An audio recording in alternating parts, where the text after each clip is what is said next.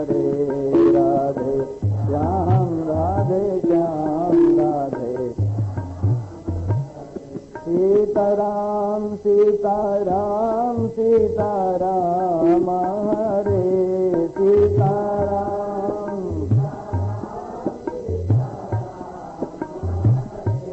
राधे श्याम राधे श्याम राधे श्याम हरे राधे श्याम राधे श्याम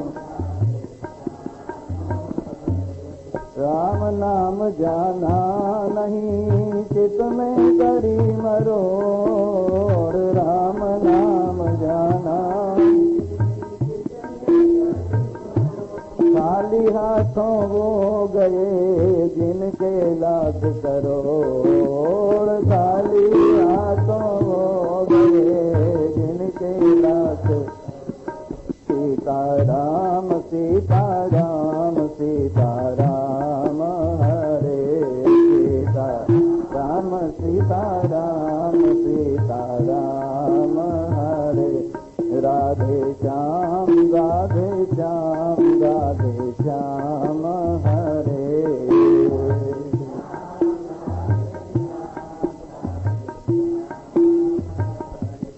तेरे लेखे कुछ करो भलो बुरो संसार तेरे लेखे कुछ करो भलो बुरो संसार नारायण तू बैठ के अपनो भवन बुहार नारायण तू बैठ के अपनो भवन सीताराम सीताराम सीताराम हरे सीताराम सीताराम सीताराम हरे राधे श्याम राधे श्याम राधे श्याम हरे राधे श्याम राधे श्याम राधे श्याम हरे सीताराम सीताराम सीताराम हरे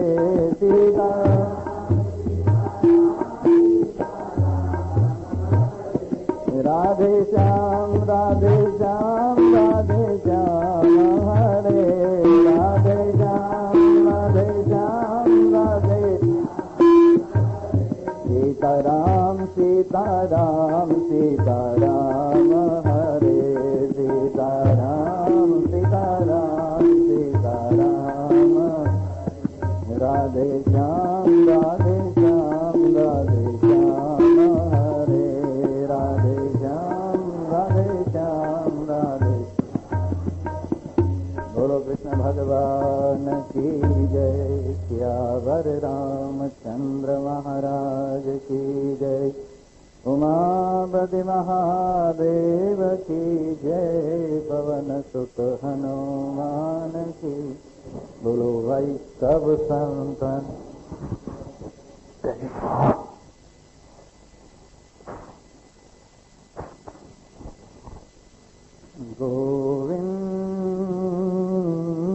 गोविंदाय नमो नमः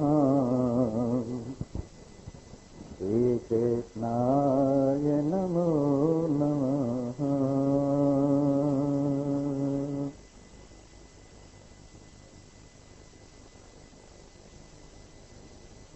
ततः परं ब्रह्म परं बृहन्तं यथा निकायं सर्वभूतेषु गूढम् विश्वस्यैकं परिवेशितारम्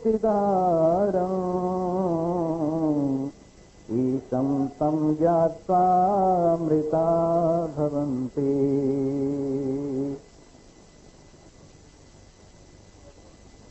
सौभाग्यवान श्रोता वृंद, भगवान की असीम कृपा से कल आपने बहुत अच्छे ढंग से श्रवण किया। भगवान शंकर से प्रार्थना की है प्रभु हे गिरीश,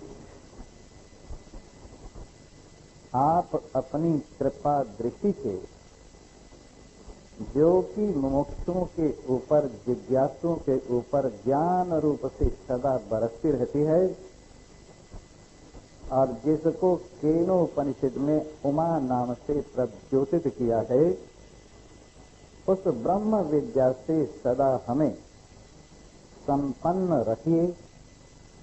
अभयता का दान देते हुए मृत्यु से पार ले चलिए। अज्ञान के अंधेरे से उजाले में ले आइए। और हे प्रभु, हमारे प्रति आपके मन में, जैसा अज्ञानियों के प्रति आपके मन में रहता है भाव, उनको जल्दी से जल्दी पाप से छुट्टी देने के लिए देह से भी आप छुट्टी दे देते हैं। ऐसी कृपा उन लोगों पर होती है, पर हम आपकी कृपा ज्ञान के रूप में चाहते हैं।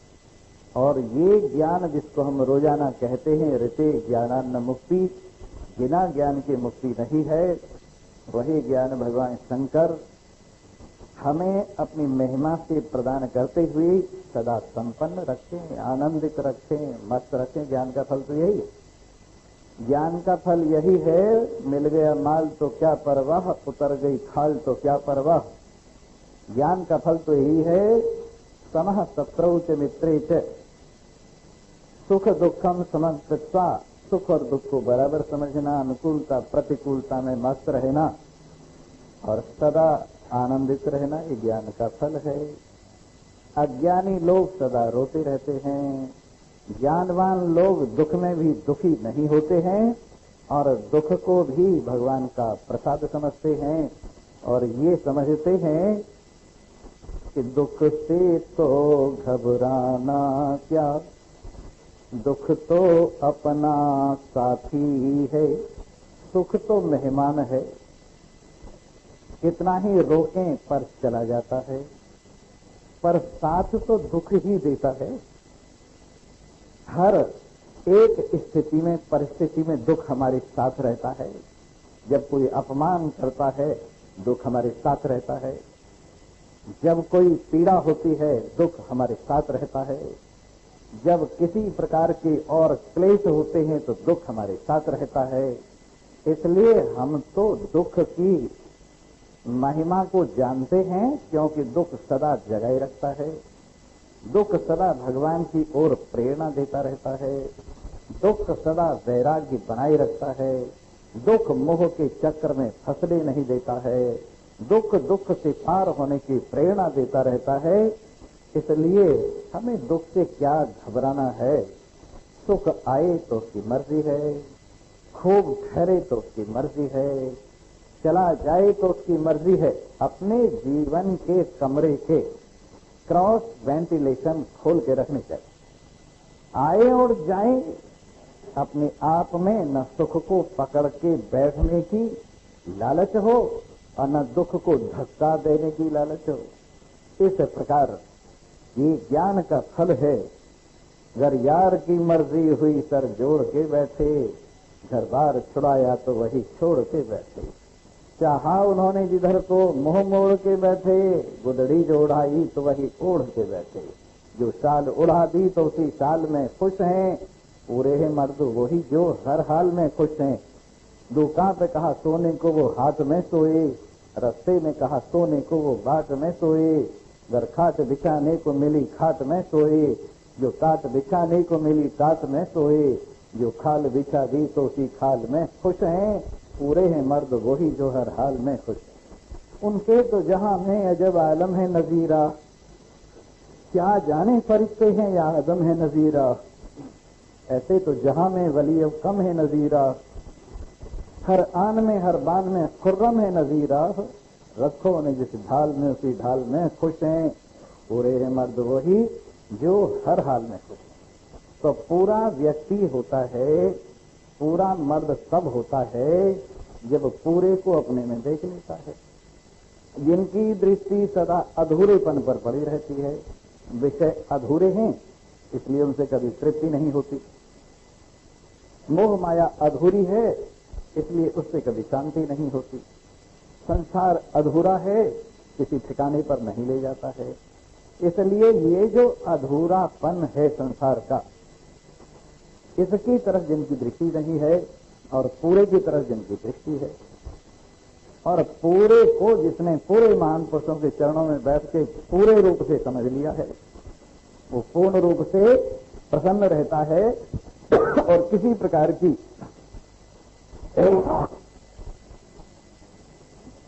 अला बलाओं से संपन्न नहीं होता, अला बलाओं से छुट्टी हो जाती। इसलिए आइए हम अपने जीवन में परिपूर्णता का अनुभव करें, परिपूर्णता का रस लें, परिपूर्ण होकर के परिपूर्णता में विराजमान होवें और जीते जी मुक्ति का आनंद लेने, मर करके मुक्त हो जाएंगे। इस भविष्य की बात पर क्या यकीन किया जाए। भोजन कीजिए, साथ के साथ संतुष्टि, पानी पीजिए, साथ के साथ प्यास बुझे, बात को समझिए, साथ के साथ कल्याण हो, तो साथ के साथ है। इसलिए सुनिए, समझिए और शांति पाइए साथ के साथ। आइए तो अनुभव कीजिए। ततः परम ब्रह्म परम बृहंतम यथा निकायम सर्वभूतेषु गूढ़म।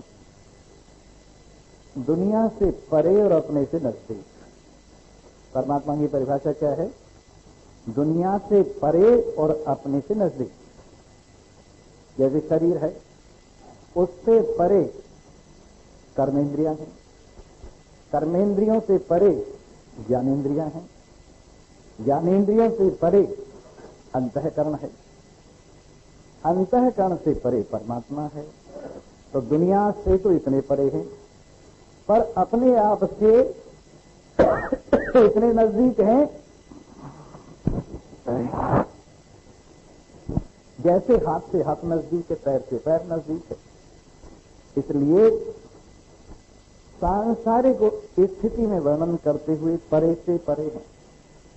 शरीर में खड़े रहकर देखें तो परे से परे, मोह माया में खड़े होकर देखें तो परे से परे हैं, और यदि अपनी वास्तविकता में विराजमान होके देखें तो अत्यंत समीप। इसलिए तद दूरे तदवंत के, ये दूर से दूर है और नजदीक से नजदीक है। ततः संसार के झंझटों को देख लेने के बाद, ततः संसार से धक्के खाने के बाद, ततः संसार से कुछ न मिलने के बाद, ततः संसार से धोखा खाने के बाद परम तत्व को तलाश कीजिए। और वो परम तत्व है ब्रह्म परम बृहंतम। ब्रह्म जो बहुत महान है, बड़ा विस्तार है जिसका, जिसके कण कण में ब्रह्मांड विराजमान है, जिसकी महिमा का कोई लेखा जोखा नहीं कर सकता, जो सब रूपों में विराजमान सबसे अलग है, जिसने अपने कल्पित अंश में संसार को विराजमान करके अपनी अदूषित महिमा में सदा विराजमानता रखी है। ऐसे ही परमात्मा देव परम बृहंतम सबसे महान है। और यथा निकायम सर्वभूतेषु गूढ़म। कितनी अच्छी बात है। भगवान को पाने के लिए आपको कहीं दूर जाने की जरूरत नहीं है। प्रत्येक हृदय के अंदर तो खांसी बिचारी पता नहीं कहां से आई है। मेरे को तो कभी होता नहीं, पर कभी कभी हो जाता, कोई बात नहीं। बोलो सच्चिदानंद। खांसी में से भी हंसी निकालनी चाहिए, खांसी में से भी प्रसन्नता निकालनी चाहिए। तो निकालिए प्रसन्नता को, लीजिए, संभालिए। यथा निकायम सर्वभूतेषु गूढ़म। यथा निकायम, हर एक निकाय, घर, हृदय सब में विराजमान, और जैसा जिसका हृदय है वैसे ही प्रतीत हो। सबके पास है, सबके समीप है, किसी को कहीं दूर जाने की जरूरत नहीं है। और जैसे जैसे जिसके हृदय है उसमें विराजमान है। सर्वभूतेषु गूढ़म, सभी प्राणियों में गूढ़ रूप से विराजमान है। गूढ़ रूप से क्यों विराजमान है? खोजने का मजा आवे। गूढ़ रूप से क्यों विराजमान है? क्योंकि मूल्यवान पदार्थ हैं। गूढ़ रूप से क्यों विराजमान है? क्योंकि पर्दा लगा के बैठे हैं। और कोई एकाएक देख न ले। आप पैक्ड चीज को अच्छा समझते हैं, खुली चीज को अच्छा समझते हैं? बाजार से आप जो चीज लाते हैं खुली पसंद करते हैं कि पैक्ड पसंद करते? पैक्ड होनी चाहिए। वैसे ब्रह्म भी खुला हुआ नहीं, पैक्ड है। और एक एक पैकिंग नहीं, 3-3, 5-5 पैकिंग। जैसे 3 पैकिंग है, स्थूल शरीर, सूक्ष्म शरीर, कारण शरीर, और 5 पैकिंग है, अन्न में कोश, प्राण में कोश, मनो में कोश, विज्ञान में कोश। ऐसे 3 या 5 पैकिंग में जो पैक्ड है। इसलिए पैक्ड है क्योंकि माल बढ़िया है, क्योंकि माल सर्वोपयोगी है, क्योंकि माल सबके हृदय में विराजमान है। इसलिए सर्वभूतेषु गूढ़म, सब प्राणियों में जो गूढ़ रूप से विराजमान है। महफिल में तो है बैठा, पर्दा लगा के बैठा है, जिससे कहे न कोई तू बड़ा बेशऊर है, लापर्द है। महफिल में तो बैठा है, पर्दा लगा के बैठा है, किस लिए? जिससे कोई यूं न कहे देखो निर्लज्ज, पर्दा भी नहीं लगा रखा। इसलिए पर्दा लगा के बैठा है, जिससे कि कोई इसको उंगली न उठाए, निर्लज्ज न कहे। इसलिए यथा निकायम सर्वभूतेषु गूढ़म, सभी प्राणियों में, सबके हृदय में विराजमान परमात्मा देव गूढ़ रूप से विराजमान है। जरा अपनी ओर आइए तो सही, अपने हृदय स्वामी से मिलने के लिए अपने हृदय में मन को लाइए तो सही। संसार की ओर से मन का मुंह मुड़वा कर परमात्मा के सामने इस दर्पण को रखिए तो सही। ये अंतःकरण का दर्पण जब सीधा होता है तो परमात्मा का अपना दर्शन होता है, जब तिरछा होता है तो दुनिया का दर्शन होता है। तुम करके देख लेना, दर्पण तुम्हारे मुंह के सामने जब होगा तो तुम्हारे मुंह को दिखाएगा, और जरा सा भी तिरछा होगा तो आपको नहीं दिखाएगा, दुनिया को दिखाएगा। वैसे ही जिनके मन अपनी ओर से फिरे हुए हैं, परमात्मा के सन्मुख, आत्मा के सन्मुख नहीं है, आमुख नहीं है, वो लोग संसार को देख रहे हैं और उसी को बड़ी चीज समझ रहे हैं। लेकिन जिनके दर्पण, अंतःकरण के दर्पण सन्मुख आ गए हैं और जो अपने आप में अपना दर्शन कर रहे हैं, वो अपनी महिमा को जानते हैं और कहते हैं वाह रे वाह, सारी खुदाई एक और। वो बात नहीं जो तुम समझ रहे हो, तुम कुछ और समझ रहे हो। सारी खुदाई एक और बीवी का भाई एक और, ये नहीं है बात। सारी खुदाई एक और पर राम की रजाई एक और। ऐसे परमात्मा थे, सब में विराजमान, सबके अंतर्यामी आत्मा। अरे इनको अपने में ढूंढो, क्यों बाहर धक्के खा रहे हो? अपने हृदय में ही अपने हृदय स्वामी को ढूंढो, क्यों नए नए भगवान बना रहे हो? अरे कीता न होए थापिया न जाए, कीता न होए आप ही आप निरंजन सोए। जिसको स्थापित नहीं किया जा सकता, जिसको बनाया नहीं जा सकता, जो सबके हृदय मंदिर में, इन मंदिरों के बनने से पहले ही विराजमान है, ऐसे मन के अंदर अपने आप को देखो। मन से वेदम आप्तव्यम नेह नानास्ति किंचन। मन के माध्यम से, श्रवण मनन निधिध्यासन के माध्यम से और भाग त्याग लक्षणा से और वृत्ति व्याप्ति से इसको अनुभव करो। ये तुम्हारा आत्मदेव जो तुम ही हो, तुम्हारे हृदय में है। इसलिए हम बार बार प्रेरणा देते हैं, इस दिल के तुम नजदीक जरा से आओ, इस दिल के तुम नजदीक जरा से आओ, है दिल ही में दिलदार की दर्शन पाओ। इस दिल के तुम नजदीक जरा से आओ, जरा से आओ, है दिल ही में दिलदार की दर्शन पाओ।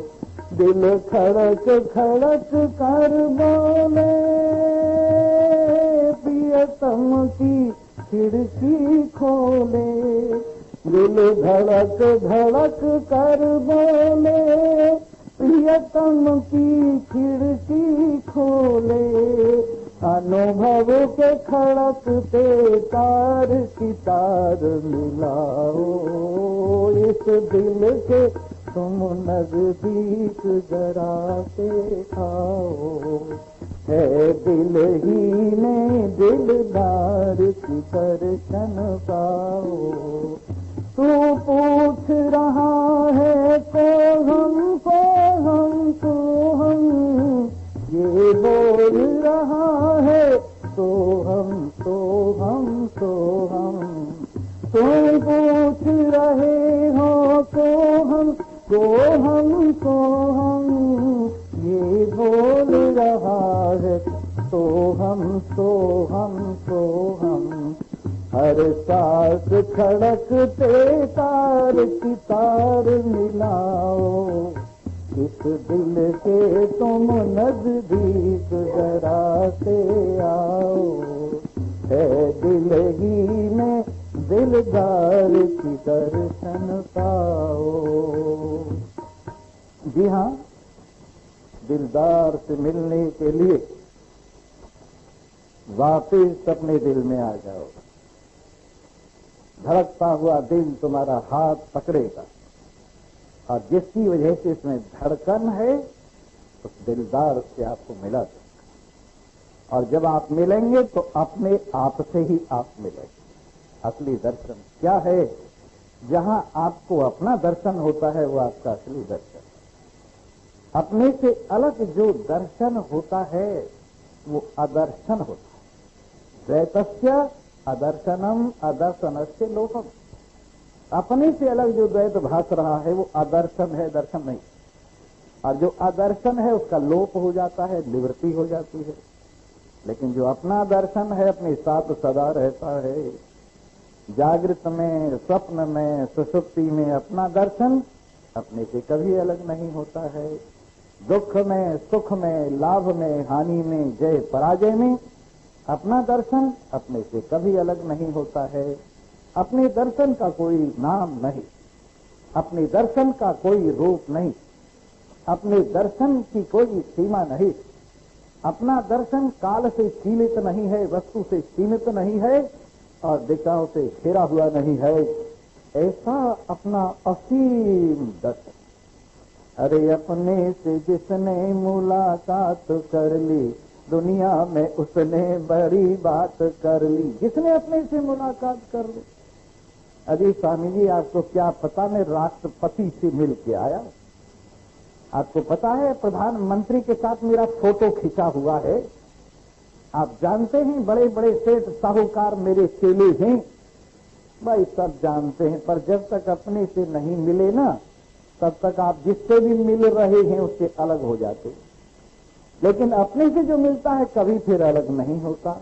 बताइए कितना बढ़िया मिलन है, जिस मिलन में बिछड़न नहीं है, जिस मिलन में अलगाव नहीं है, जो मिलन परिपूर्णता से युक्त है, जो मिलन देश काल वस्तु की सीमा से सीमित नहीं है, वो मिलन अरे हम में और आप में और पूरे जगत में एक मिलन।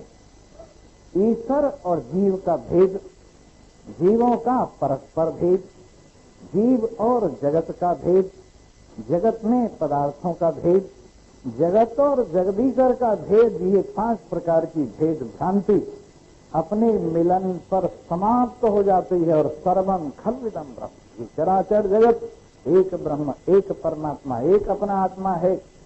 इसलिए इस एक के ज्ञान पर ये अनेकता की भ्रांति निवृत्त हो जाती है। इस प्रकार जब आप अपने दर्शन करते हैं, मैं शरीर की बात नहीं कह रहा, शरीर को तो आप दर्पण के सामने खड़ा करके बड़ा घंटों सजाते रहते, पर वो तो आपकी सवारी है, वो तो जगन्नाथ जी का रथ है। जगन्नाथ जी जिस रथ में बैठे हुए हैं, जिसको तुम सजा रहे हो, वो जगन्नाथ तुम हो ही सजाने वाले। जिसको तू सजा रहा है वो कल्पित है और तू सजाने वाला वास्तविक है।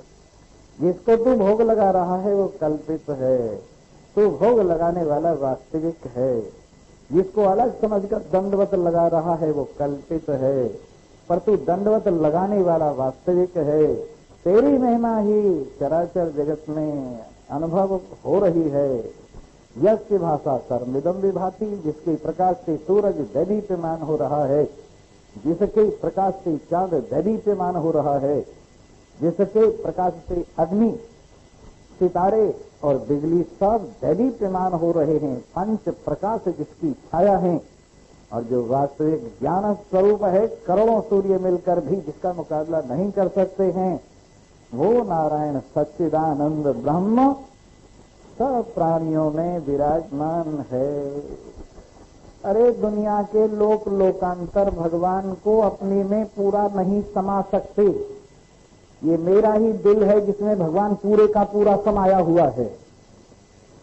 न आकाश पूरा भगवान को अपने में संभाल सकता है, समा सकता है। न वायु, न अग्नि, न जल, न पृथ्वी, कोई चीज भगवान को अपने में पूरा नहीं संभाल सकती है। पर ये हमारा दिल, आपका दिल है जो पूरे भगवान को अपने में समाया हुआ है। और इसी दिल में आप चाहें सब लोग लोकांतरों की छवि देख सकते हैं। इस दिल में आप चाहें सारे ब्रह्मांडों को देख सकते हैं और इनको रिजेक्ट करके अनुभव कर सकते हैं कि ये सब मिथ्या है और मैं सत्य हूं। ऐसा आपकी महिमा जो भगवान का घर है। याद रखिए, पूरे प्राणियों में भगवान निवास करता है, पर मनुष्य में विशेष रूप से निवास करता है। क्योंकि मनुष्य शरीर में जो अंतःकरण की मशीनरी है, वो सब प्राणियों के अंतःकरण से विशेष श्रेष्ठ है। इसलिए इस मनुष्य शरीर में इसकी विशेषता अधिक प्रकट होती है। तो यथा निकायम सर्वभूतेषु गूढ़म, प्रत्येक निकाय, प्रत्येक रहने का स्थान, प्रत्येक हृदय, प्रत्येक मकान परमात्मा का मकान। परमात्मा ही सब में विराजमान है। आंखें अनेक हैं पर इनसे देखने वाला एक, कान अनेक हैं पर इनसे सुनने वाला एक है। जैसे ये गया है ना, ऐसे ही इस प्रकार जो सब में अकेला विराजमान है, त्रिलोकीनाथ अखिल ब्रह्मांड नायक, उसको विश्वैकम परवेशितारम, जिस अकेले ने पूरे विश्व को अपने में रखकर लपेटा हुआ है अपनी महिमा। इतना बड़ा है। अनोरणीयान मैं तो महियाम आत्मा से जंतुर निहतो गुहायाम। अनोरणीयान मैं तो महियान, जो अणु से अणु इतना सूक्ष्म है कि सारे जगत में रहता है और इतना महान है कि सारा जगत इसमें रहता है। अनोरणीयान महतो महियान आत्मा से जंतुर निहतो गुहायाम, इसी प्राणी के हृदय गुहा में विराजमान है। क्यों स्वामी जी आप सर्वव्यापक मानते हैं? बिल्कुल मानते हैं। तो बार बार हृदय की बात क्यों कह रहे हैं? सर्वव्यापक है पर हर जगह से टेलीफोन नहीं हो सकता।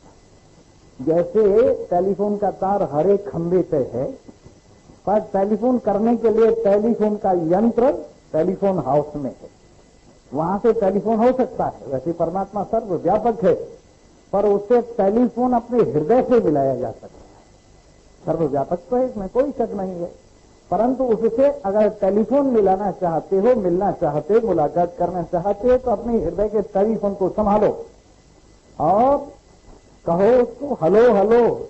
ऐसा मत कहना हलो हलो, वो हलता नहीं है, वो हलता नहीं है। मत हलो, मत चलो, ये उसकी वास्तविकता है। मत हिलो, मत चलो। और नंबर 1 कौन सा नंबर है भगवान का? हमारे साथ एकता वाला नंबर। इसको मिलाओ, पुलिस वालों के साथ भी एक नंबर मिल जाता है, फायर ब्रिगेड वालों के साथ भी कहीं कहीं मिल जाता है, लेकिन यहां जो एक नंबर है अपने से मिलता है। नंबर 1 मिलाओ और पूछो कौन हो, तो जवाब आएगा या तुम ही हो जो बोल रहे हो, वही मैं हूं। जो बोल रहा है वही मैं हूं। और समझो जब तुमसे तुम्हारा नंबर मिल जाए, उधर से भी तू और इधर से भी तू, एक मैं हो जाए, तो समझो कि टेलीफोन नंबर मिल गया। तो ये टेलीफोन नंबर हृदय से मिलाया जाता है। इसलिए मैं बार बार ये कहता हूं, हृदय से टेलीफोन मिलाओ, एकाग्र होकर के टेलीफोन मिलाओ, मन के विक्षेप से रहित होकर टेलीफोन मिलाओ, मन के चंचलता को छोड़कर निर्मल मन से टेलीफोन मिलाओ, तो आपका टेलीफोन मिलेगा। और क्या आएगा टेलीफोन में? जो मैं हूं तो तू है, जो तू है तो मैं हूं, जो तू है तो मैं हूं, जो मैं हूँ सो तू है, न कुछ आरज़ू है, न कुछ जोस्तजू है, न कुछ आरज़ू है, न कुछ जोस्तजू है। जो तू है तो मैं हूँ, जो मैं हूँ तो तू है। तू मुझ में है, मैं तुझ में हूँ, तू मुझ में है, मैं तुझ में हूँ। मेरे राम दोनों एक हैं, मैं तुझ में हूँ, तू मुझ में है।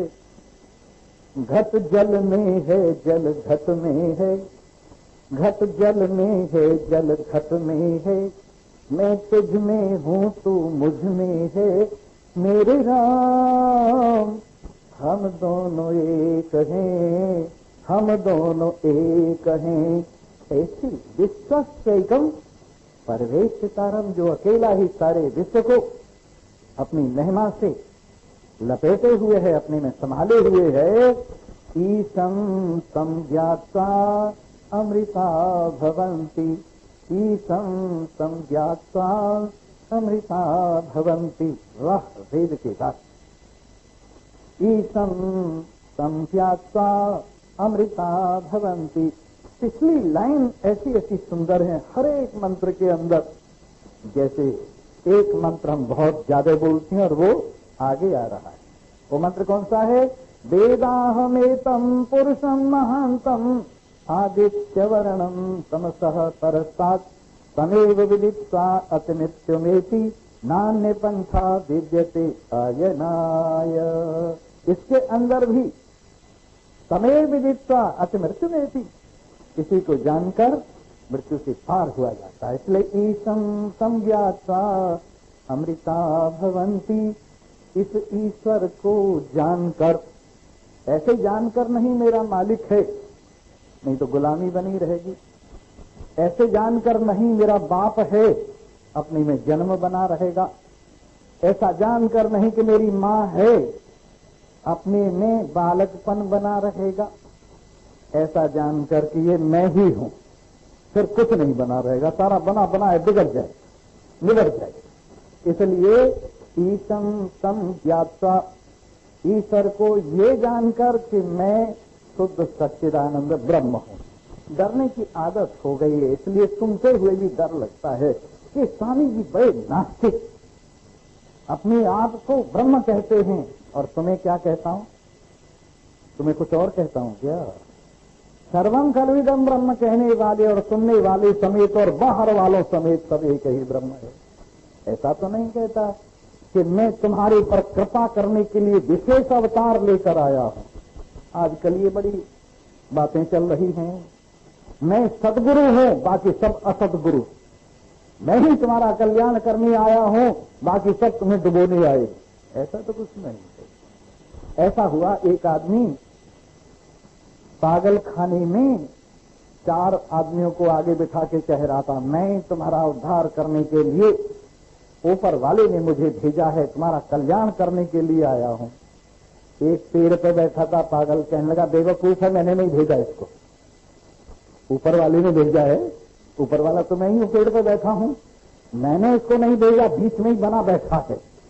तो आमतौर से जनाब जो यूं कहते हैं कि ऊपर वाले ने मुझे भेजा है, क्यों भाई, तुम ही उसके रिश्तेदार हो, हम क्या उसके दुश्मन हैं? हमें ऊपर वाले ने नहीं भेजा, हमें नीचे वाले ने भेजा है क्या? अरे हमें भी ऊपर वाले ने भेजा और ऊपर वाला ही हम में आया हुआ है। जरा गौर से तो देखो।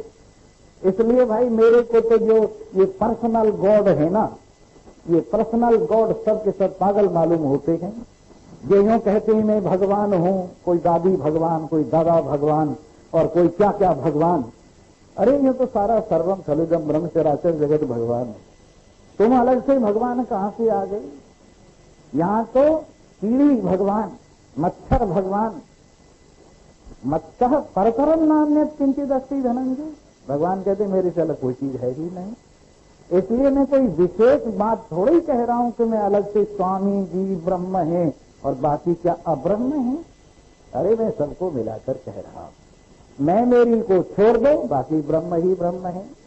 मैं तू का झगड़ा छोड़ दो, बाकी ब्रह्म ही ब्रह्म है। ज्ञानेन्द्रिय कर्मेंद्रिय प्राण अंतःकरण शरीर का महत्व छोड़ दो, बाकी सब ब्रह्म ही ब्रह्म है। इस प्रकार विश्वस्यैकं परिवेशितारं, जो सारे विश्व को अकेला ही अपनी महिमा से समेटे हुए है, लपेटे हुए है, अपनी में रखे हुए है, उसमें बैठा हुआ है। ईशम तम ज्ञात्वा अमृता भवन्ति, इस ईश्वर को, सबके शासन करने वाले को जो जानता है किस रूप में, मैं यही हूँ, अहम ब्रह्मास्मि, इस रूप में जानता है। अमृता भवन्ति, ये जानकर अमर हो जाता है। अमर को मैं अमर हूँ ये जाने बिना अमर नहीं हो सकते। दवा तुम्हें दे दी और तुमने खाई नहीं और तुम्हारे साथ एक रूप हुई नहीं दवा, तो फायदा करेगी? जैसे हमने आपको दवा दी, आपने खा ली, कहाँ गई?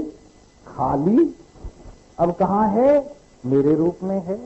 जैसे दवा अंदर चली जाती है और अपने साथ एक रूप हो जाती है तो फायदा करती, और दवा अलग पुड़िया में बंधी हुई रखी रहे और उसकी आरती उतारते रहो, जय दवा मैया, मैया जय दवा मैया। जैसे कई मैया निकल पड़ी हैं, संतोषी माई और पता नहीं असंतोषी माई और क्या क्या निकल पड़ी हैं, ऐसे दवा भी एक मैया समझ के आरती उतारते रहो तो रोग दूर थोड़ी करेगी। जब दवा को खाओगे तब रोग दूर होगा। वैसे ही ये भगवान जो तुमसे अलग बांसुरी बजाता खड़ा हुआ है, जब तक तुम्हारे साथ मिलेगा नहीं, एक नहीं होगा, तब तक तुम्हारी बांसुरी बजने वाली नहीं, उसी की बांसुरी बजती रहेगी। तुम्हारी बांसुरी तो तभी बजेगी अहम ब्रह्मास्मि वाली बांसुरी, चिदानंद रूप शिवो हम वाली बांसुरी तो तभी बजेगी जब दोनों एक सा अनुभव होगी। और वाले वाले को सबको निकाल, जैसे रिक्शा वाला, उसका रिक्शा से संबंध अलग कर दिया, बाकी आदमी रह गया। घोड़े वाला घोड़े को अलग कर दिया तो बाकी आदमी रह गया। वाला वाला जितना है सब एक तरफ कर दो। तो ऐसे ही बंसी वाला, धनुष वाला, शंख वाला, त्रिशूल वाला और तांगे वाला, इस वाले वाले को सब एक तरफ करो तो एक रह जाता है। वाले बिना जो, जिसके साथ और कुछ जुड़ा हुआ नहीं है, जो लास्ट शरीक है जिसमें कुछ और मिला हुआ नहीं है, इस परमात्मा को मैं यही हूँ। डरो मत, डरा तो मरा और जो नहीं डरा तो अमर हो गया। और डरने की जरूरत क्या है? दूसरा कोई है ही नहीं, जो दूसरा कोई है ही नहीं। अपनी परछाई से डर रहे हो, ये तो तुम्हारी छाया है जिसे दूसरा समझ रहे हो। ये तो तुम्हारा ख्याल है जिसे तुम दूसरा समझ रहे हो। ये तो तुम्हारी कल्पना है जिसको तुम दूसरा समझ रहे हो। इसलिए मत डरो। छाया से कोई डरता है क्या? ख्याली प्रपंच से कोई डरता है क्या? मनोराज्य मात्र के प्रपंच से कोई डरता है क्या? वैसे ही क्यों डरते हो बेकार? डर छोड़ दो और निर्भय नारायण तुम हो। निर्भय नारायण, निर्भय अपने आप को अनुभव करो। क्यों? ज्ञान से भय दूर हो जाता है, ज्ञान से अभयता मिल जाती है, ज्ञान से कुछ नहीं लगता अपने को। और नहीं तो कभी पाप लगता है, कभी पुण्य लगता है, कभी घरवाली लगती है, कभी बाल बच्चे लगते हैं, पता नहीं क्या क्या लगता रहता है। लेकिन ज्ञान की वैसलीन ऊपर रगड़ लो और फिर कहीं गोता मारो, कुछ भी लगने वाला नहीं है। ये ऐसी है असंगता की वैसलीन ज्ञान की कि ये लगती नहीं, लगने भी नहीं देती। इस प्रकार ईशं तं ज्ञात्वा अमृता भवन्ति, इस ईश्वर को जानकर, क्या जानकर मेरा बाप है, क्या जानकर मेरी माँ है, क्या जानकर हमारा मालिक है, ये जानकर नहीं।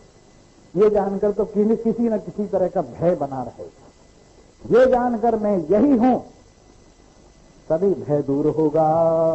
तो इसलिए ऋषि कहते हैं, वेदाहमेतं पुरुषं महांतं आदित्य वर्णम तमसः परस्तात् तमेव विदित्वाद मृत्युमेति नान्यः पंथा विद्यते अयनाय। वेदाहमेतं पुरुषं महांतं, इस महानतम पुरुष को मैं जानता हूं। आप जानते हैं सुपरलेटिव डिग्री क्या होती है? एक होता है उत्तम पुरुष एक होता है मध्यम पुरुष, एक होता है अन्य पुरुष, फर्स्ट पर्सन, सेकंड पर्सन और थर्ड पर्सन। तो ये जो फर्स्ट पर्सन है ये महानतम है, सबसे महान है, पुरुषोत्तम है। ये क्या है? फर्स्ट पर्सन, सबसे पहले आदमी। फर्स्ट पर्सन का मतलब जो पहले प्रकट हुआ फर्स्ट पर्सन, और उसकी आवाज पर जो आगे निकला सेकंड पर्सन, और जो और आगे निकला थर्ड पर्सन। पहले फर्स्ट पर्सन, भगवान पहले प्रकट होता है फर्स्ट पर्सन, फिर बनता है सेकंड पर्सन, फिर बनता है थर्ड पर्सन। इसलिए फर्स्ट पर्सन उत्तम पुरुष है। इस उत्तम पुरुष को, फर्स्ट पर्सन को, महानतम जो सबसे बड़ा है, मैं जानता हूं। क्या जानता हूं? देखिए, यहां जो दिल वाले हैं, जिनको थोड़ी भी समझ है, उनको मजा आता है। एक एक वाक्य का मूल्य वो जानते हैं, लेकिन जिन विचारों को कुछ संस्कार नहीं है, चलो बैठ जाएं, थोड़ी देर सुन के यूं निकल जाएंगे जैसे तीर निकल गया। उनको विचारों को क्या पता, जिन्होंने ये ब्रह्म ज्ञान का रस नहीं लिया।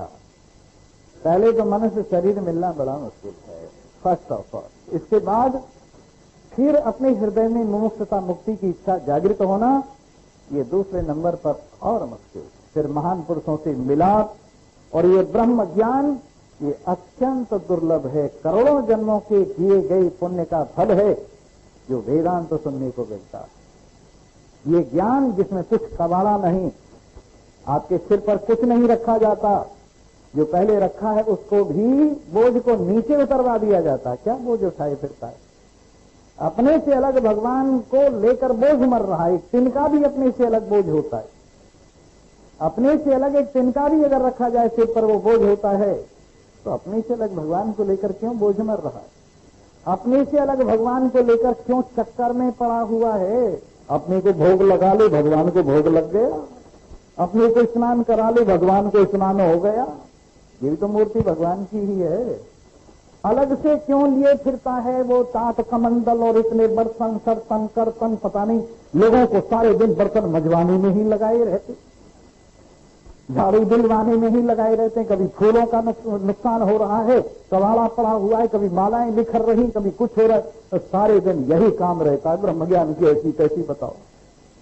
इसलिए इस लंबे चौड़े प्रपंच को छोड़कर जो सीधी सादी बात है, जिसमें कोई जरूरत नहीं है, अपने आप को ब्रह्म समझो, ज्ञान के फूल चढ़ाओ, और अपने इस श्रवण मनन निधिध्यासन के स्नान से स्नान करो, अपने आप को ब्रह्म रूप से अनुभव करो। अगर कुछ समझ है किसी में थोड़ी सी भी, तो फिर वो लाशर्म होकर, बेशर्म होकर ये कहता है कि मैं ब्रह्म हूं। लेकिन जिसको बेचारे को डर लगता है, और जिसे ये पाठ बचपन से ही पढ़ने को मिला है कि भगवान तेरे से अलग है, यूं कर देगा, यूं कर देगा, डर के रहना, कहीं आगे ना आ जाए, कहीं पीछे ना आ जाए, फिर तो बेचारा यहीं डरता रहे। इसलिए नहीं, वेदाहमेतम पुरुषम महानतम, इस महानतम पुरुष को मैं जानता हूं। किस रूप से जानता हूं? मैं वही तो हूं, तुम वही तो हो। मुझ में राम, तुझ में राम, सब में राम समाया। मुझ में राम, तुझ में राम, सब में राम समाया। सबसे कर लो प्रीत, जगत में कोई नहीं पराया। आदित्य वर्ण किस रूप से जानते हैं? आदित्य वर्ण ज्ञान स्वरूप है, प्रकाश रूप है। सुषुप्ति में जगत के अभाव का प्रकाश करता है, स्वप्न में मन की कल्पना का प्रकाश करता है, जागृत में स्थूल प्रपंच का प्रकाश करता है, तीनों अवस्थाओं का प्रकाश करता है। बालकपन, जवानी, बुढ़ापा, तीनों शरीर की अवस्थाओं को, जन्म मरण को भी दैदीप्यमान करने वाला है, अंधेरे को भी जो समझने वाला है। ऐसा आदित्य वर्णम प्रकाश रूप परमात्मा नारायण आत्मा समसः परस्ता, जिसमें अज्ञान का अंधेरा नहीं, जिसमें किसी काल में अज्ञान का प्रवेश नहीं है। तमेव विद्वा विदित्वा अथ मृत्यु में, इसी को जानकर मृत्यु को पार हुआ जाता है। मृत्यु है क्या? मैं शरीर हूं, ये मृत्यु। मैं शरीर नहीं हूं, मृत्यु।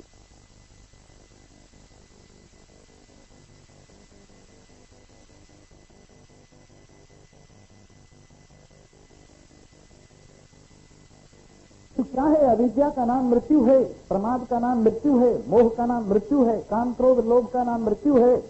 और इसको आप पार हो गए अपने आप में, असंगता अनुभव की तो मृत्यु से पार हो गए। और कोई हवाई जहाज से पार हो गए कि नाव लगाए उससे पार हो गए कि कोई फैरी वैरी से पार हो गए, पार हो गए समझ से, पार हो गए ज्ञान से, पार हो गए बेवकूफी से।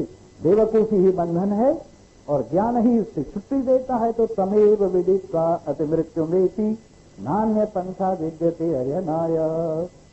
इसके सिवा दूसरा और कोई रास्ता नहीं है। कल इस मंत्र को विशेष रूप से आपके सामने रखेंगे। अब एक भजन सुनाते हैं और उसके बाद जो प्रोग्राम तुम्हें आगे के लिए बताया जाएगा तो आराम से उसको सुन करके आप अपने अपने घर जाइएगा। और जिस किसी को पुस्तक चाहिए, बाहर पुस्तकें हैं 10 की 2 लेना हो तो ले लेना। बोलो सच्चिदानंद। जीता हुआ जी प्रेम रस पे, जीता हुआ जी प्रेम रस पे, दुनिया में दखल मत देना कभी, दुनिया में दखल मत देना कभी, जीता हुआ जी प्रेम रस पी, जीता हुआ जी प्रेम रस पी, दुनिया में दखल मत देना कभी। दुनिया चली है चलती रहेगी, दुनिया चली है चलती रहेगी, दुनिया जली है जलती रहेगी, दुनिया जली है जलती रहेगी, जलती में मत डालो प्यारे तुम घी, जलती में मत डालो तुम प्यारे घी, दुनिया में दखल मत देना कभी, जीता हुआ जी प्रेम रस पी, दुनिया में दखल मत देना कभी। पशुओं की भांति लोग लड़ते यहाँ, पशुओं की भांति लोग लड़ते यहाँ, पशुओं की भांति लोग मरते यहाँ, मानव की भांति भला करता हुआ जी, मानव की भांति भला करता हुआ जी, दुनिया में दखल मत देना कभी, जीता हुआ जी प्रेम रस पी, दुनिया में दखल मत देना कभी। अहंकार बेकार शैतान है, अहंकार बेकार शैतान है, इससे ऊपर एकमात्र भगवान है, इससे ऊपर एकमात्र भगवान है, उसी का सहारा लेकर ठंडा पानी पी, उसी का सहारा लेकर ठंडा पानी पी, दुनिया में दखल मत देना कभी, जीता हुआ जी प्रेम रस पी, दुनिया में दखल मत देना कभी।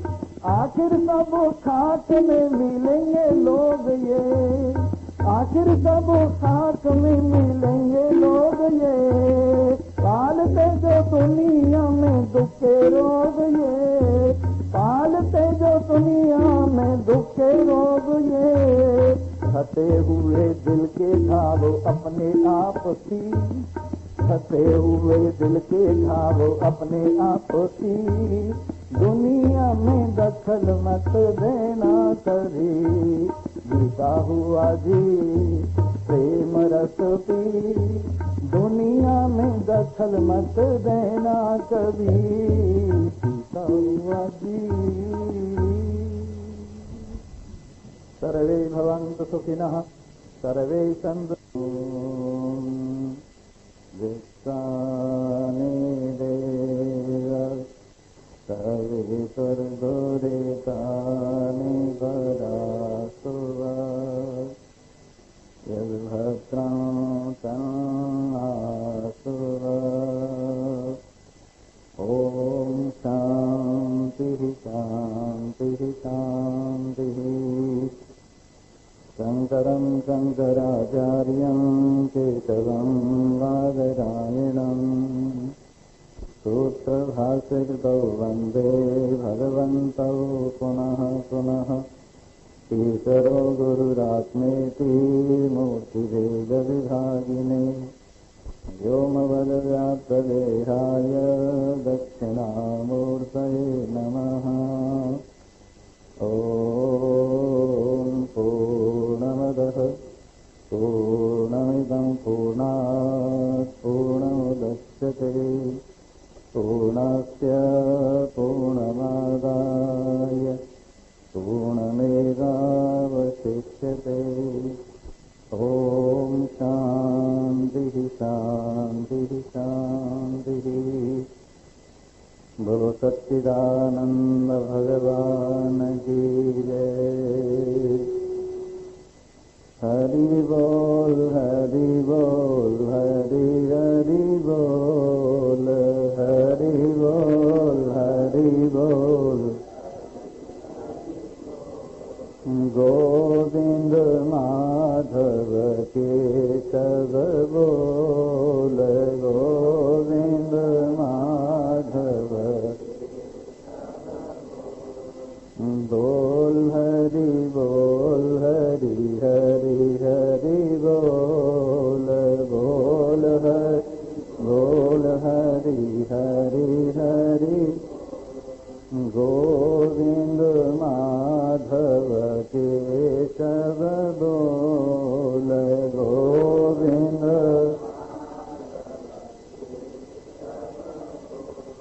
गोविंद माधव केशव बोल गोविंद माधव केशव गोविंद माधव केशव बोल गोविंद माधव केशव बोल गोविंद माधव केशव बोल गोविंद माधव केशव बोल हरि हरि हरि बोल बोल हरि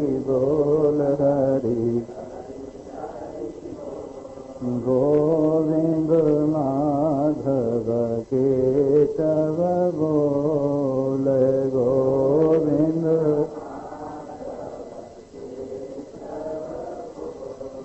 अरे मनुष्य तू भोला भाला अरे मनुष्य तू भोला दुनिया का है खेल निराला दुनिया का है।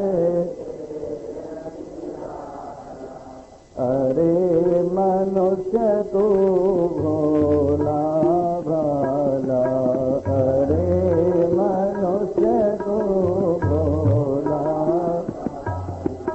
दुनिया का है खेल निराला दुनिया का है खेल।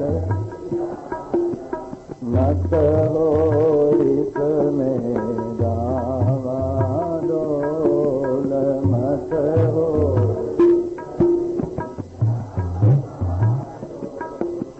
मत हो इसमें डावाडोल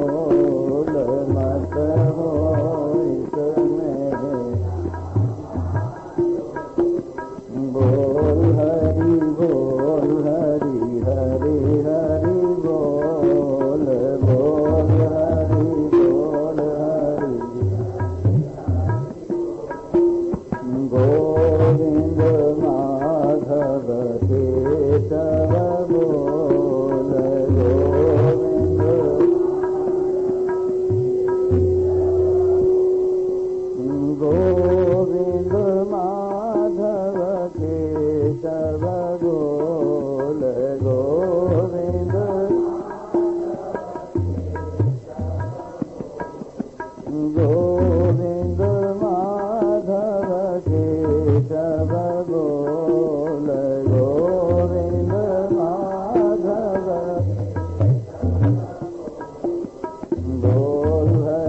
बोल हरि हरि हरि बोल हरि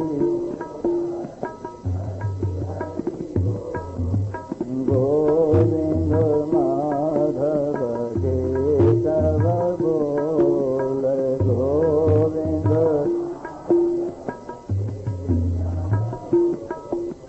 सबरिया Meera by Shabari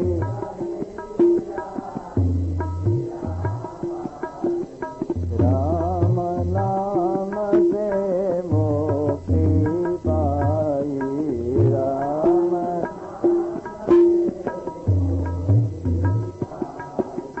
Sabariya Meera by सबरी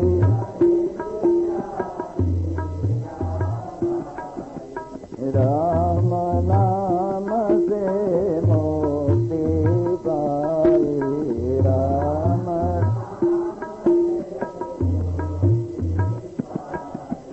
नाम की महिमा है अनमोल नाम की महिमा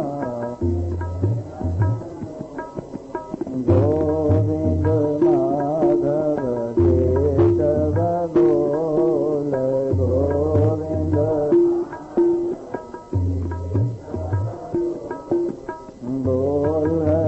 बोल हरि हरि हरि बोल हरि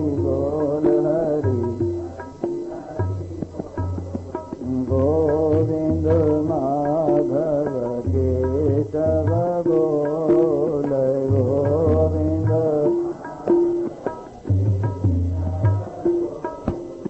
गोविंद माधव केशव बोल गोविंद गोविंद माधव केशव बोल गोविंद माधव केशव बोल हरि हरि हरि बोल हरि गोविंद माधव केशव बोल गोविंद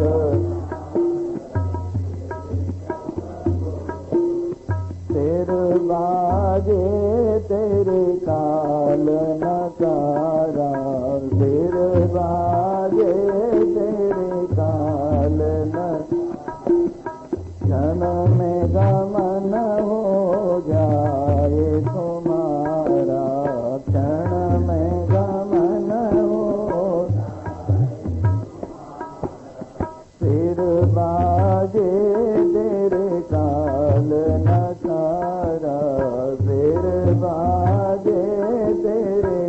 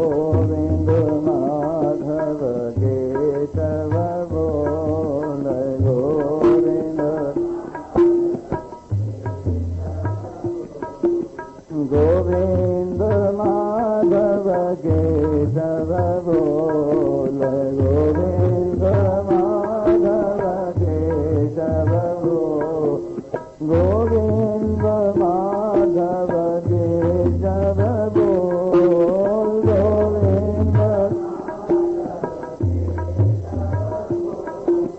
बोल, हरि बोल, हरि हरि हरि बोल, बोल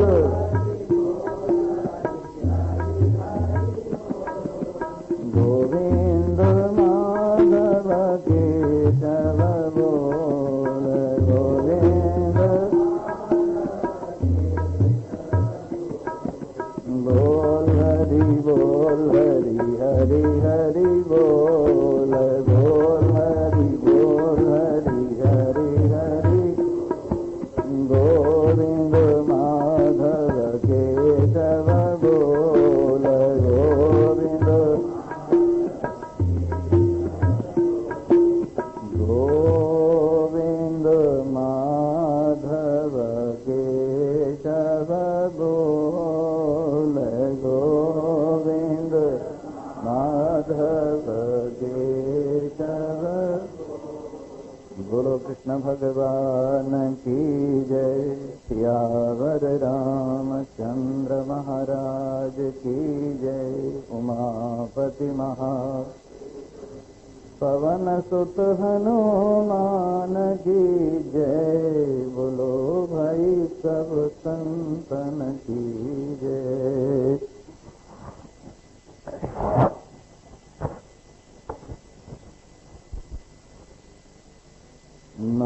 नारायणाय नमोस्तुते, श्री कृष्णाय नमोस्तुते।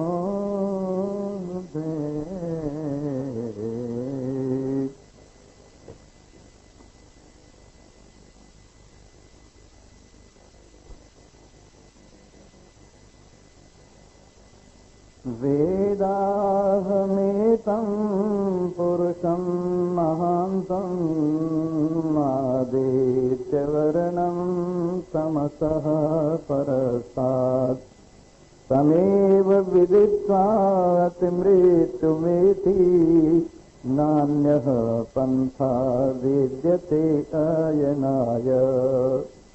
यस्मात् परं च परमस्ति किञ्चित्, यस्मान्नानीयो न जायोऽस्ति कश्चित्, वृक्ष इव स्तब्धो दिवि तिष्ठत्येकः, तेनेदं पूर्णं पुरुषेण सर्वम्।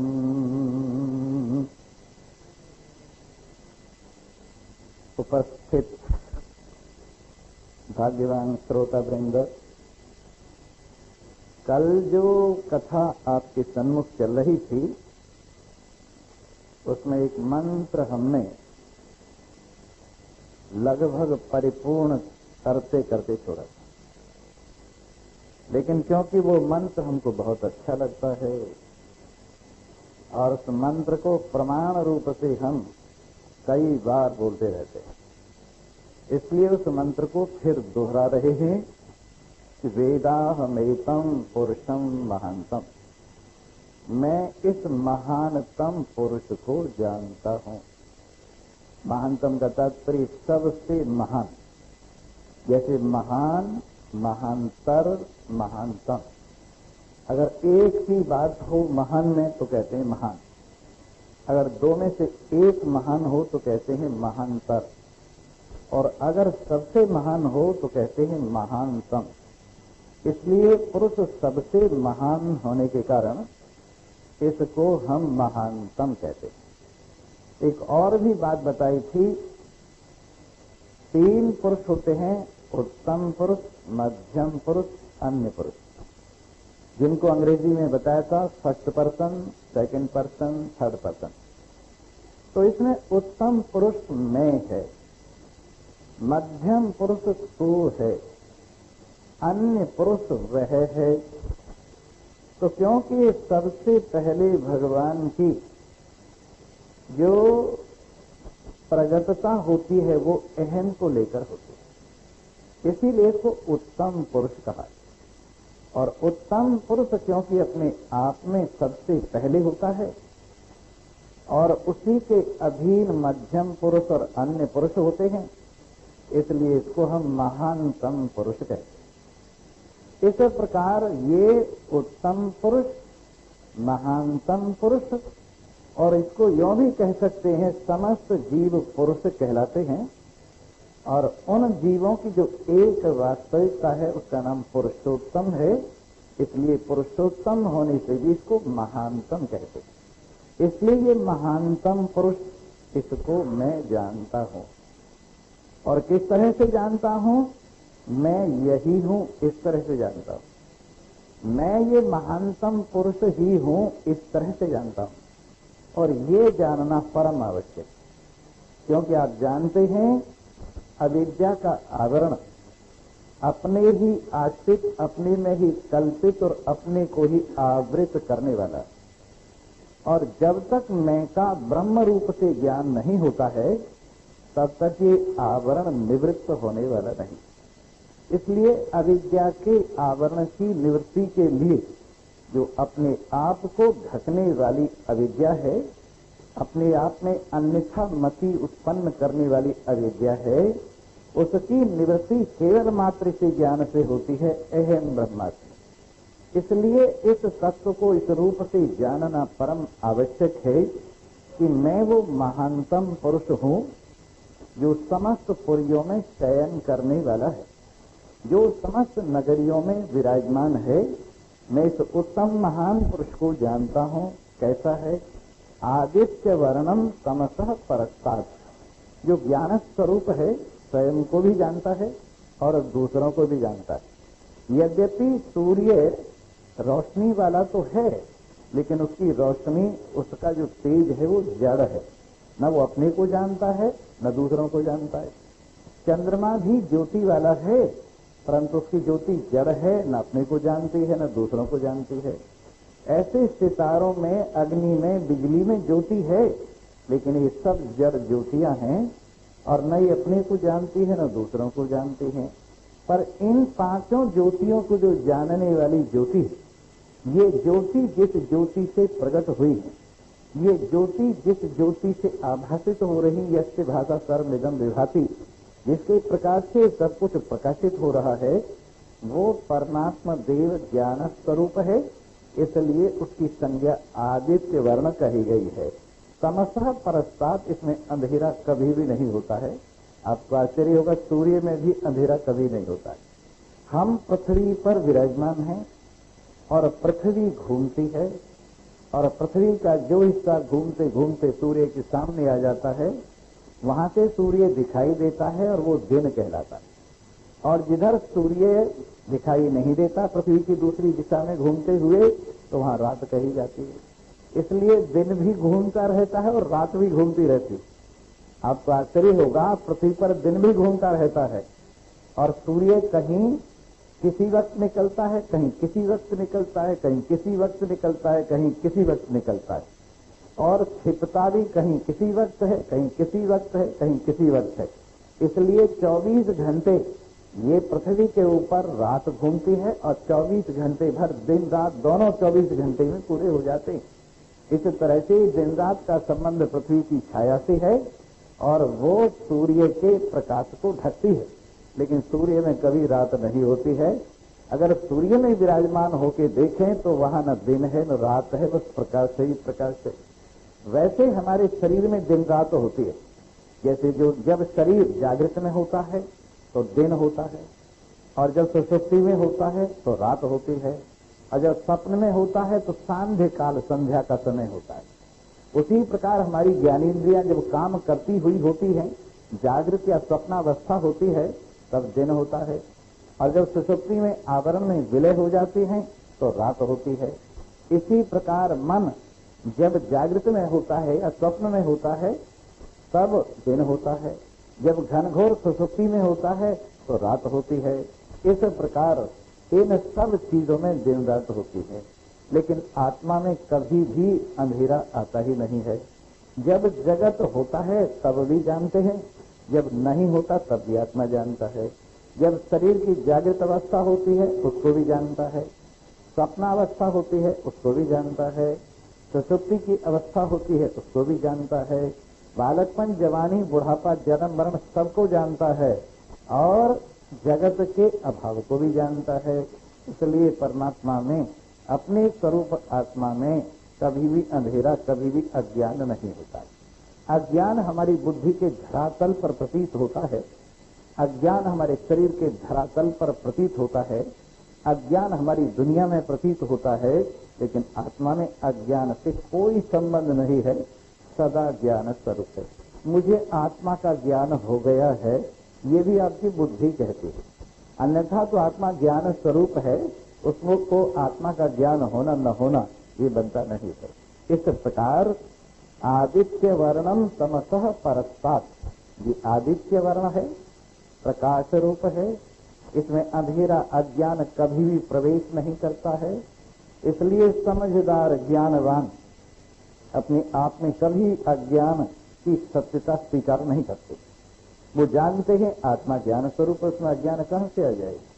और कई बात लोग पूछते रहते हैं, कभी काम, कभी अकाम, कभी क्रोध, कभी अक्रोध, कभी लोभ, कभी अलोभ, कभी मोह, कभी अमोह। ये दोनों स्थितियां मन की वृत्तियों की हैं, लेकिन आत्मदेव में न काम है, न अकाम है, न क्रोध है, न अक्रोध है, न लोभ है, न अलोभ है, न मोह है, न अमोह है, न शांति है, न अशांति है, न धैर्य है, न अधैर्य है।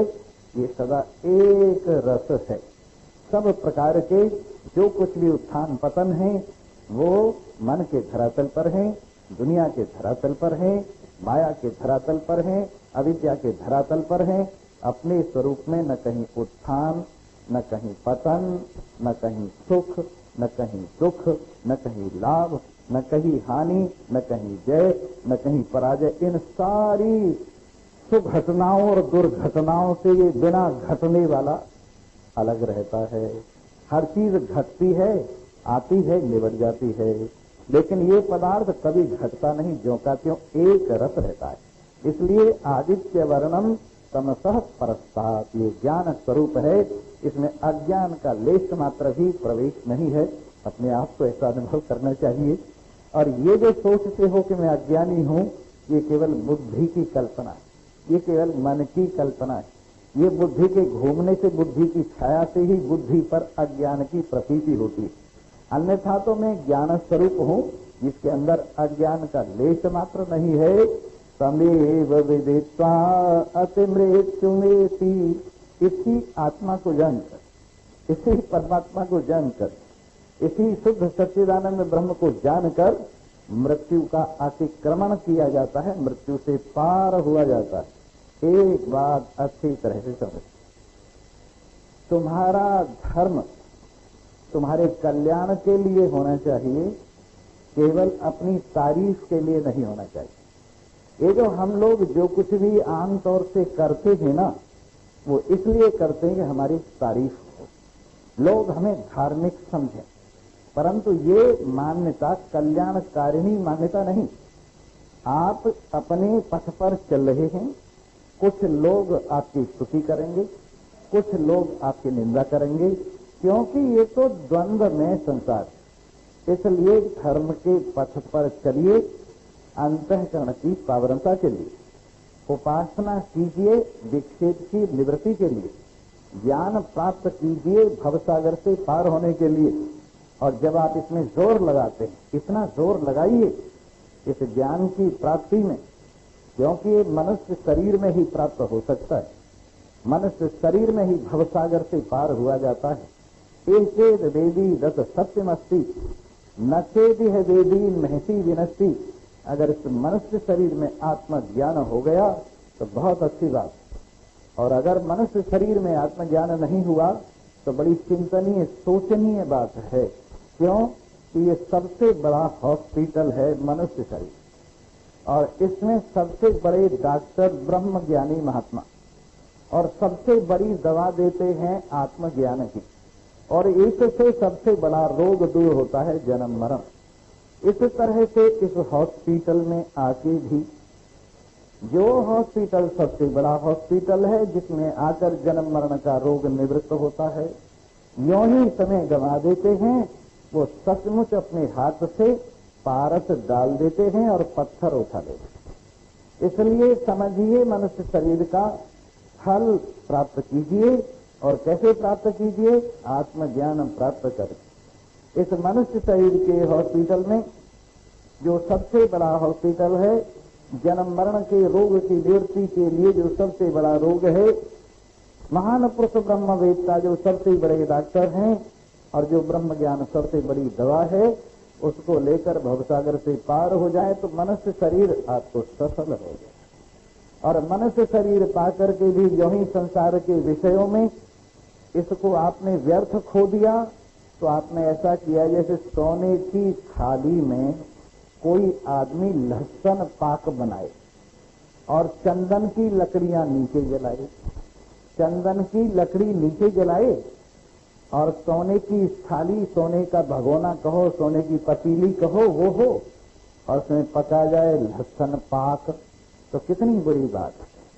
वैसे ही मनुष्य शरीर सोने की थाली की तरह से और आयु इसमें चंदन की लकड़ी की तरह से है। और अगर आप इसमें कुकर्म रूपी लहसुन पाक कमा रही तो बहुत बड़ी बात। अरे इसके अंदर तो कल्याण पाक पकना चाहिए। जब आप चंदन की लकड़ियां जला रहे हैं, आयु जो इतनी मूल्यवान है, श्वास के लिए आदमी करोड़ों रुपए खर्च करता है कि श्वास वापस आ जाए, इतनी मूल्यवान आयु की लकड़ियां जल रही हैं रोज।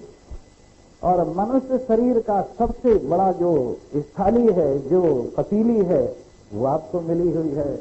और इसमें अगर आप ज्ञान का पाक नहीं पकाते, कल्याण पाक नहीं पकाते, तो आप व्यर्थ अपने समय को खो रहे। मेरे मित्रों, जिनके लिए समय खो रहे हैं वो तुम्हारे काम नहीं आए, और जिस चीज के लिए तुम समय खो रहे वो चीज भी तुम्हारे साथ नहीं जाएगी।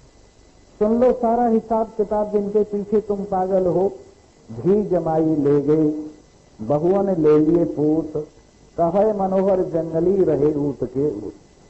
जिन लड़की और लड़कों के पीछे तुम पागल हो, जिन्हें स्कूल में भेजने के लिए कितना प्रयत्न करते हो, जिनको पढ़ा लिखा करके बड़े बनाते हो, क्या फल निकलता है आपके इस प्रोडक्ट का? भी जमाई ले गए। जितनी लड़कियां पढ़ाई लिखाई उनको तो जमाई ले गई, और जितनी बहुएं आई घर में लड़कों को उन्होंने छीन लिया, और आप रहे ऊट के ऊट, जैसे थे वैसे के वैसे ही रहे। सारा प्रोडक्शन बेकार गया। अभी एक लड़का तो लंदन में सेट है, और एक लड़का कनाडा में सेट है, एक लड़की अमेरिका में सेट है, सब सेट है, पर तू यहाँ अपसेट है। कोई तेरी खबर खुद लेने वाला नहीं है। तो इस प्रकार से सारा माल आप जो बनाते हैं, बाहर भेजने वाली जो क्वालिटी है ना, एक्सपोर्ट क्वालिटी का माल बनाते हैं, और आप यहाँ बैठे बिठाए रह जाते हैं। ये सारी मेहनत का फल है।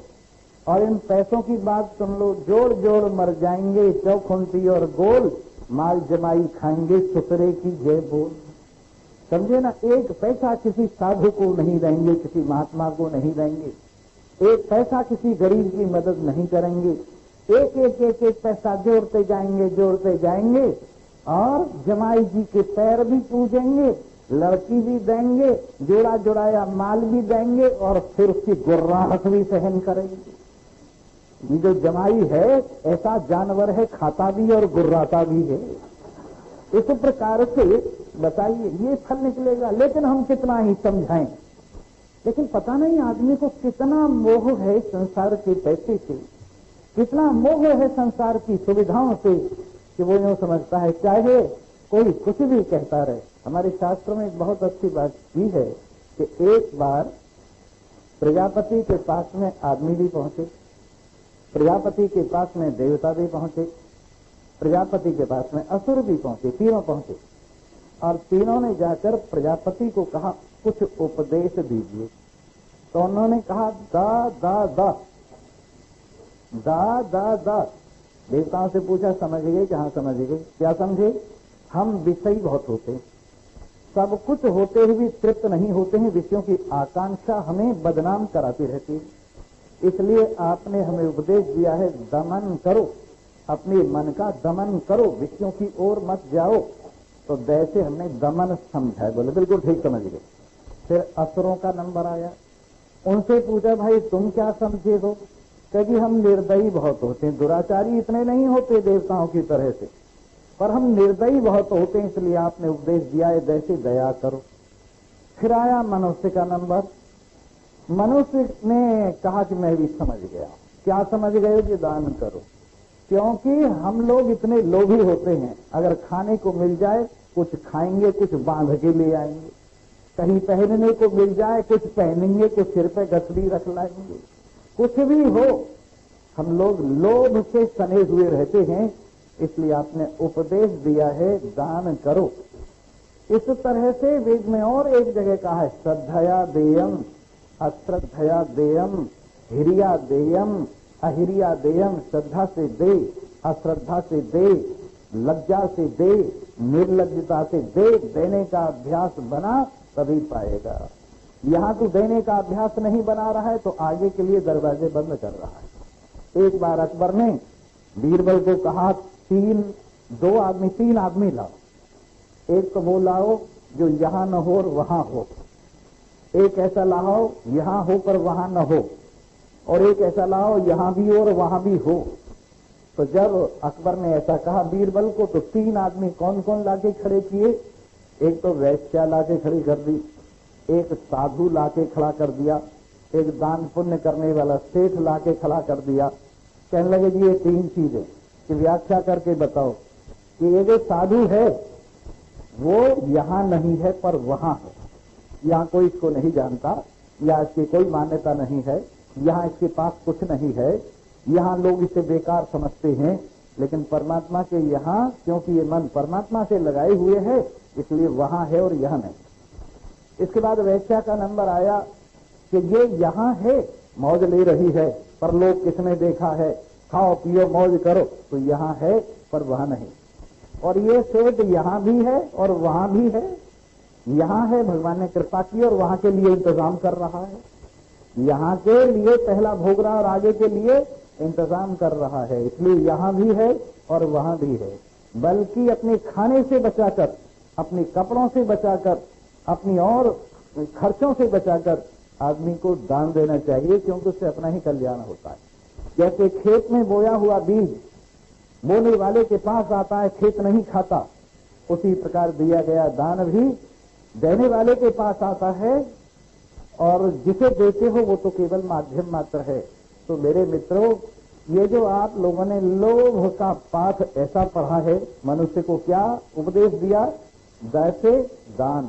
इसलिए अपनी जीवन में बोझ कम करने के लिए अभ्यास डालो, देने का अभ्यास डालो। हमको आदत है जब तक नहीं देंगे तब तक ये बना रहता है, यार कुछ दिया नहीं, फलाना आया था कुछ दिया नहीं, फलाना आया था कुछ दिया नहीं, फलाना आया था कुछ दिया नहीं। हर बात में ये खटकती है बात। और कई लोगों को ये है कि आज तो ठग ले गया एक आदमी, हमें ठग ले गया। तो ऐसी भावना क्यों बनाते? ऐसी भावना बनाओ, देने का अभ्यास डालो, तभी बात बनेगी। कई लोग हैं, मैं यहां बहुत दिनों से देख रहा हूं, कभी उन्होंने किसी साधु को आज तक रोटी नहीं खिलाई, एक ढेला किसी साधु को नहीं दिया। और भाई वैसे देखने में तो बड़े अच्छे भगत जी हैं, और देखने में तो ये ऐसे लगता है कि आप बड़ा दान पुण्य करते होंगे, परंतु आपके लिए ही जैसा आप करेंगे वैसा भरेंगे। लेकिन मैं जो बात बता रहा हूं वो ये बता रहा हूं कि इन सब का फल अंतःकरण की पावनता है, और ज्ञान में ये आपकी मदद करते। तमेव विदित्वा अति मृत्युमेति, इसको जानकर ही, किसको जानकर ही? आत्मा को जानकर ही, अपने स्वरूप परमात्मा को जान करके ही अति मृत्युमेति, मृत्यु का अतिक्रमण किया जाता है। अरे एक महान पुरुष थे, उनको ये निश्चय हो गया कि मेरा जन्म मरण नहीं, उनको निश्चय हो गया कि मैं शुद्ध सच्चिदानंद ब्रह्म हूं, उनको निश्चय हो गया अब जगत की मुझे जरूरत नहीं, उनको निश्चय हो गया अब दुनिया की मुझे जरूरत नहीं है। तो उन्होंने एक बहुत सुंदर कविता लिखी उस अनुभव की और कहा, हे 5 भूतों, अपना अपना सामान ले जाओ। आकाश जो कुछ तुमने दिया है स्थूल शरीर और सूक्ष्म शरीर में, वायु जो कुछ तुमने दिया है स्थूल शरीर और सूक्ष्म शरीर में, हे अग्नि जो कुछ तुमने दिया है स्थूल शरीर और सूक्ष्म शरीर में, हे जल जो कुछ तुमने दिया है स्थूल शरीर और सूक्ष्म शरीर में, हे पृथ्वी जो कुछ तुमने दिया है इस स्थूल शरीर में और सूक्ष्म शरीर में, सबको मैं उनका दिया हुआ सौंपता हूं। और ये जो बेवकूफी है, जो दूसरे की चीज को अपना मानने वाली बेवकूफी थी, शरीर को अपना मानने वाली बेवकूफी जबकि पांच भूतों का है, पांचों ज्ञानेन्द्रिय कर्मेंद्रिय प्राण अंतःकरण को अपना मानने की बेवकूफी जो पांच भूतों की है, ये बेवकूफी जो अविद्या है, उस अविद्या को भी मैं अपने घर से निष्कासित करता हूं झाड़ू मारकर। कौन सा झाड़ू? अपवाद का झाड़ू मारकर। आरोप के रूप में जो कुछ मैंने खड़ा किया अपवाद की झाड़ू से सबको पार करता हूं। ये कहां जाएगा? कहीं भी जाए, मुझे क्या लेना देना। इस प्रकार से जब ये बात वास्तविकता को जानता है तो तमेव विदित्वा अतिमृत्युमेति, इसको जानकर ही अपने आप में विद्यमानता अनुभव करता हुआ, अपने आप को सच्चिदानंद ब्रह्म अनुभव करता हुआ मृत्यु का अतिक्रमण कर जाता है। सुना है, श्रीमद् भागवत में आया है, जब ध्रुव शरीर छोड़ने लगे तो विमान उन्हें लेने के लिए आया था। ध्रुव की मुक्ति कुछ दिन के लिए रुक गई थी और उसका कारण क्या था? ध्रुव ने ये मांगा था कि मुझे वो स्थान मिले जो स्थान आज तक किसी को नहीं मिला। तो उनको वो स्थान मिल गया जहां ध्रुव तारा है ना, जो इधर उधर नहीं होता, वो ध्रुव का स्थान। और तारे उसके चक्कर लगाते हैं, लेकिन वो सदा उत्तर में विराजमान रहता है। उसको ध्रुव को वो ध्रुव स्थान मिल गए।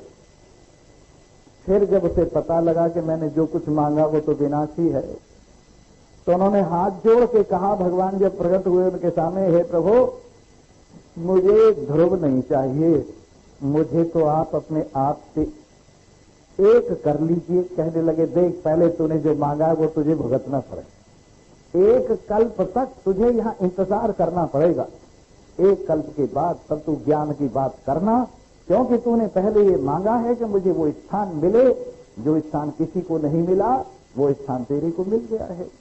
तो ध्रुव भी जरा सा अटक गया, जरा सी बात में, गुस्से में, क्योंकि उसे गुस्सा था, अपनी मौसी की वजह से घर से बाहर निकल आया था, अपने पिता से अपमानित होकर घर से बाहर निकल आया था, और वो राजा की गोद से भी बढ़िया जगह चाहता था, तो वो स्थान मिल गया। लेकिन जब ज्ञान हुआ भगवान के सन्मुख होने पर, तब उसे लगा कि मैंने तो अटक गया, मैं तो ये तो गड़बड़ हो गई। तो महाराज ध्रुव की ये कथा है कि जब वो परलोक जाने लगे, अपने स्थान को जाने लगे, तो वो जो उन्हें लेने के लिए विमान आया था वो जरा ऊंचा था, उसमें चढ़ने में दिक्कत हो रही थी। तो काल ने क्या किया, अपना सिर नीचे करके लगा दिया कि मेरे सिर पे पैर रखो और विमान में बैठ जाओ। तो देखिए, भक्तों के लिए, ज्ञानवान के लिए काल सीढ़ी बन जाता है, उनके पैर की फुटबॉल बन जाता है, और अज्ञानी लोगों के सिर काल की ठोकरों में, इस संसार के क्षेत्र में इधर उधर भटकते फिरते हैं फुटबॉल की तरह से। इसलिए काल की ठोकर खाने की इच्छा या काल को ठोकर मारने की इच्छा। अगर काल को ठोकर मारना चाहते हो तो अपने स्वरूप को सच्चे